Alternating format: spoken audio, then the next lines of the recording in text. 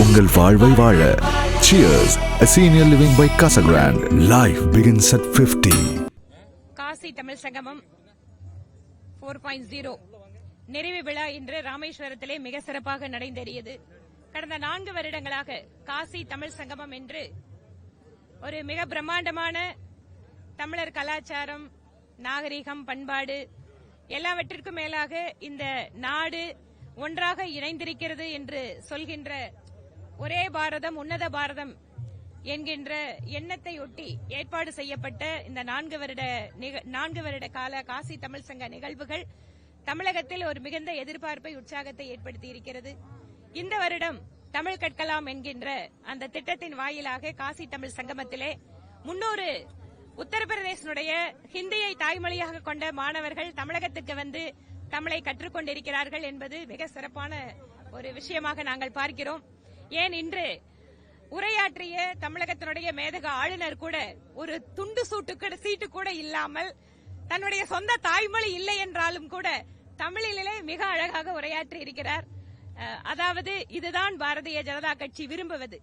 எந்த ஒரு மொழியாக இருந்தாலும் அதில் வெறுப்பு காட்டாமல் கற்றுக்கொள்வதற்காக முயல வேண்டும்.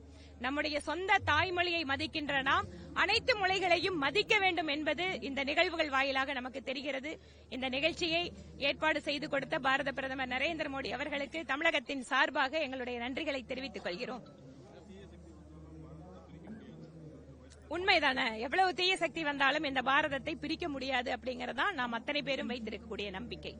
அதனால தமிழகத்தில் சில பிரிவினைவாத சக்திகள், அது அரசியல் சக்தியாக இருந்தாலும் கூட அவர்களை எல்லாம் முறியடிக்கக்கூடிய சக்தி தமிழகத்தினுடைய மக்கள் சக்திக்கு உண்டு.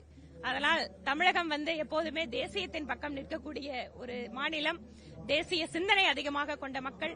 அதனாலதான் இன்னைக்கு காசியிலே அந்த கோயிலுக்கு ஒரு இடையூறு ஏற்பட்ட போது கூட இங்க இருக்கக்கூடிய ஒரு சமூகத்த மக்கள் தான் இன்றும் கூட இரவு பூஜை என்பது அவர்களுக்கு உரித்தானதாக இருக்கிறது.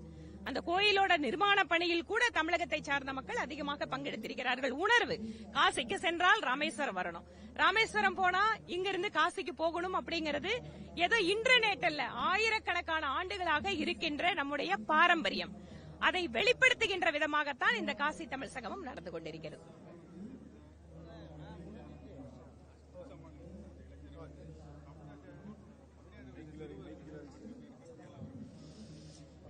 ரொம்ப துரதிர்ஷ்டவசமானது.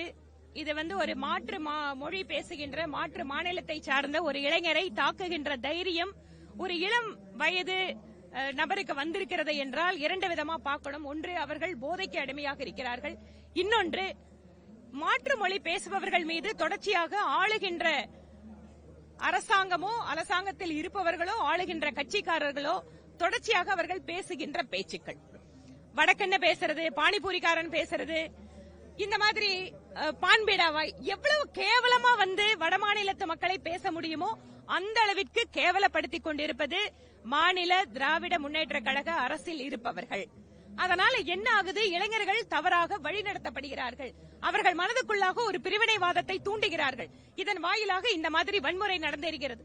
பீகாரிலே திராவிட முன்னேற்ற கழகத்துக்காரங்க பீகார் தொழிலாளர்களை பற்றி இழிவாக பேசுகிறார்கள் அப்படின்னு பிரதமர் பேசுகின்ற போது இங்கு கொதித்தெழுந்த தமிழக அரசை சார்ந்தவர்கள், திராவிட முன்னேற்ற கழகத்தை சார்ந்தவர்கள் இந்த நிகழ்வுக்கு என்ன பதில் சொல்ல போகிறார்கள்? அப்ப பிரதமர் பேசிட்டாரு, தமிழ்நாட்டை அவமானப்படுத்திட்டாரு, தமிழர்களை இழிவுபடுத்திட்டாங்கன்னு கூக்குரலிட்டவர்களே, இதெல்லாம் உங்கள் பேச்சினுடைய விளைவாக நடந்து கொண்டிருப்பது. இதை புரிந்து கொள்ளுங்கள். இதற்கு நீங்கள் பதிலளிக்க வேண்டும். இன்னொரு இந்திய நாட்டில் எந்த மாநிலத்துக்கு எங்க வேண்டுமானாலும் நாம் சென்று படிக்கலாம், கல்வி கற்கலாம், தொழில் துவங்கலாம். இப்படி இருக்கக்கூடிய சூழல்ல ஒரு வடமாநில இளைஞரை, இதே ஒரு தமிழ்நாட்டுக்காரரை பார்த்து இன்னொரு மாநிலத்தில் இப்படி நடந்திருந்தா நம்மளுக்கு எவ்வளவு துயரமானது. இன்றைக்கு எத்தனையோ தமிழ் மக்கள் பெங்களூர்ல, பாம்பேல, டெல்லியில, பல்வேறு இடங்கள், இந்தியாவில் பல்வேறு இடங்கள் இருக்காங்க. அதனால் இனிமேலும் பிரிவினைவாதம் பேசாமல், வட இந்தியா தென்னிந்தியா அப்படின்னு எதிர்ப்பு பேசாமல், திராவிட முன்னேற்ற கழக அரசும் அந்த கட்சியினரும் தயவு செய்து இம்மாதிரி நிகழ்வுகளுக்கு பார்த்த பிறகாது அதற்கு பொறுப்பேற்றுக் கொண்டு இம்மாதிரி சம்பவங்கள் நடக்காமல் இருப்பதற்கு உறுதி செய்ய வேண்டும்.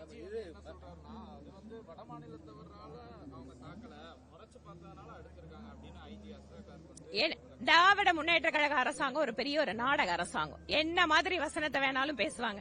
அதுலயும் இப்ப என்ன ஆச்சுன்னா, சமீப காலமா நிஜமாவே அரசு அதிகாரிகளை பார்த்தா பாவமா இருக்குங்க. அவங்க எல்லாம் ஸ்போக்ஸ் பர்சனா மாத்திட்டாங்க.